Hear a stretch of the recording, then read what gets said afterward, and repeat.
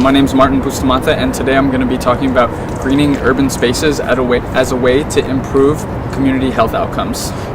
Improving health outcomes in low-income communities is the myth that many people have tried to solve. However, it's hard to solve a mystery while watching through a window.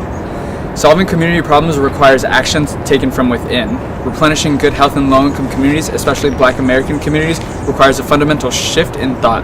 First, we must remove the notion that personal choice is the sole cause of declining health.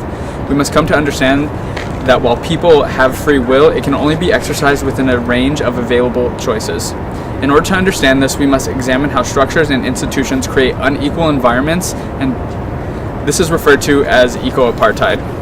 Racism no longer exists in explicit structures alone, but it now manifests in geography as well, the space around us. Racism functions on three primary levels. Structurally, racism works such that societal policies, programs, and structures have different effects on different communities. Largely, we see that there is a negative impact in communities of color and communities with low socioeconomic power. Structural racism is further upheld by personally mediated racism. People maintain structural racism by committing acts of discrimination against each other, either intentionally or unintentionally. Here, we can see how racism is maintained on an interpersonal level. Finally, we have internalized racism. Working at the individual level, internalized racism occurs when the oppressive views and values established by the structure become the values and views of the oppressed. Here, people internalize beliefs that are detrimental to their well-being. Compounding and seemingly inescapable, the effects of multiple layers of racism have a severe impact on the health of Black American communities. Health in communities of color is suffering. Take Oakland, California, for example. Black health in Oakland has been weakened so much that there's a 12-year difference in life expectancy in wealthy white neighborhoods at 86 years and poor Black neighborhoods at 74 years.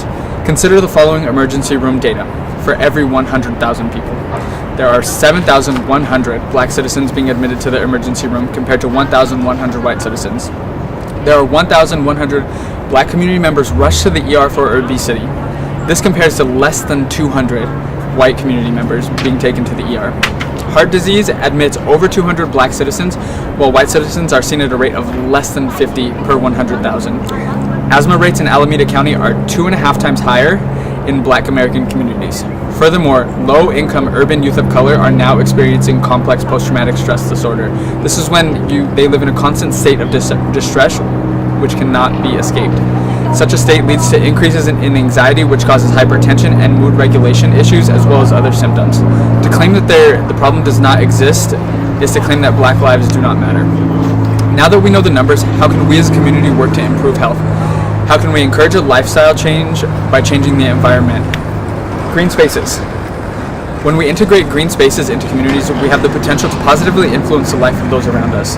Green spaces provide opportunities for community interaction. They open up the often closed, industrial-style landscapes that typify low-income urban communities. One key example of this is the community-led revitalization that has taken place in the Bronx. The potential for increasing health outcomes is huge. Green spaces have helped minimize pollution by incorporating trees and other foliage like that in the Bronx. In addition to that, a community green space can provide a home to a garden for people to grow their own food. In urban food deserts, the ability to grow food is imperative, as healthy, affordable options are scarcely available. Additionally, the presence of a green space or parks will provide life to a neighborhood. Community members are encouraged to engage by the presence of a green space. As a result, people now have venues to walk, run, play sports, or engage in other types of physical activity that benefits health. By designing green spaces for urban communities, we can create a self-sustaining community infrastructure. One reason, as Jeff Duncan Andrade would phrase it, that roses leave concrete and do not return is the lack of available opportunities in low-income communities.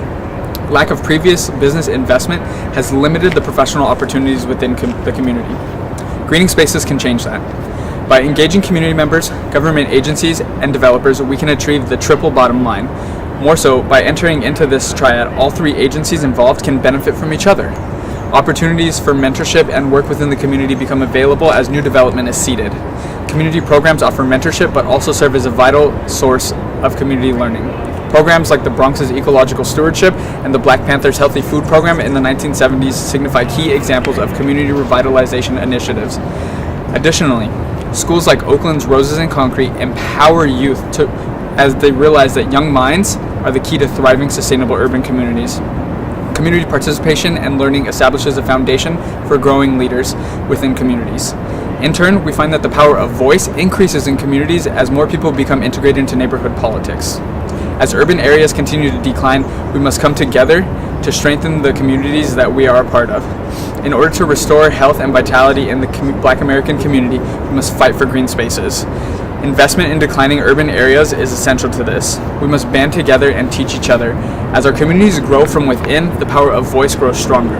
We are then able to advocate for additional resources. Where we stand now, we must continue to fight for reinvestment in low-income urban neighborhoods of color. As we achieve the goal of creating green spaces, we will see a marked improvement in health outcomes. As people in our communities begin to heal and thrive, the opportunities will be unbounded. So the next time you walk down a street, instead of looking down, look around. Maybe even make a friend. Who knows? Maybe one day even you could spur a positive change in your community. All it takes is one person to start a movement. Thank you for your time.